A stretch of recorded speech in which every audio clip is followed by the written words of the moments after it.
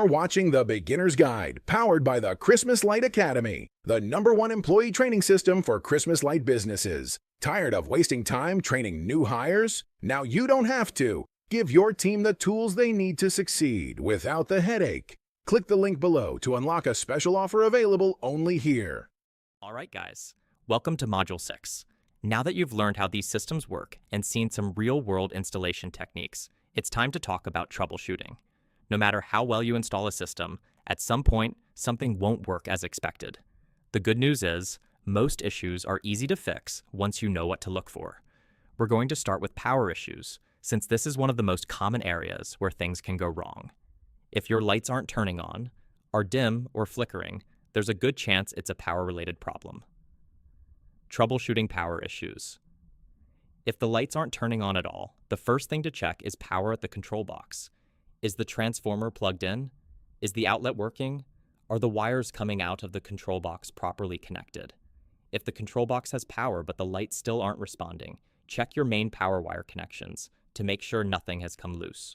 A bad connection anywhere in the run can prevent power from reaching the lights. Another common issue is dim or uneven lights, which usually means you're experiencing voltage drop. If the lights closest to the control box are bright, but the ones further down the run are dim or flickering, you probably need a power injection. If a power injection was already installed, check to make sure the connection hasn't come undone. This is why keeping a map of your power injection locations is so important. It makes finding and fixing problems much easier.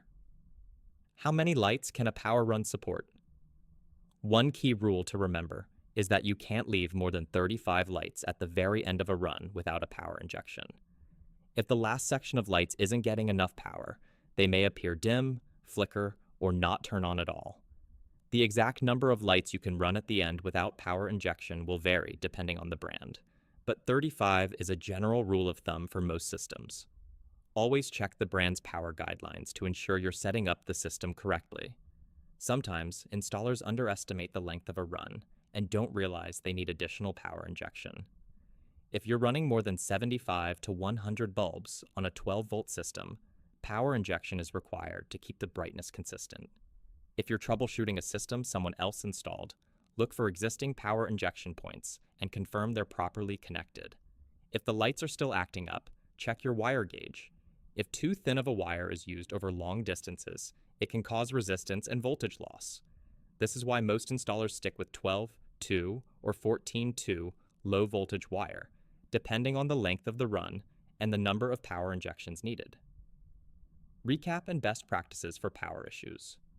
Most power-related troubleshooting will come down to one of these areas. No power at all. Check the control box, transformer, and connections. Voltage drop. If lights dim further down the run, you may need power injection. End of run issues. Make sure no more than 35 lights are left at the end of a run without power injection. Wire gauge problems. Using too thin of a wire over long distances can cause resistance and power loss. The key to troubleshooting power problems is following a consistent installation method every time. If you're running power the same way on every job, diagnosing and fixing issues becomes much easier. All right, now that we've covered power problems, let's move on to Lesson 2, Troubleshooting Data Problems, where we'll go over diagnosing data issues, bad connections, and signal loss.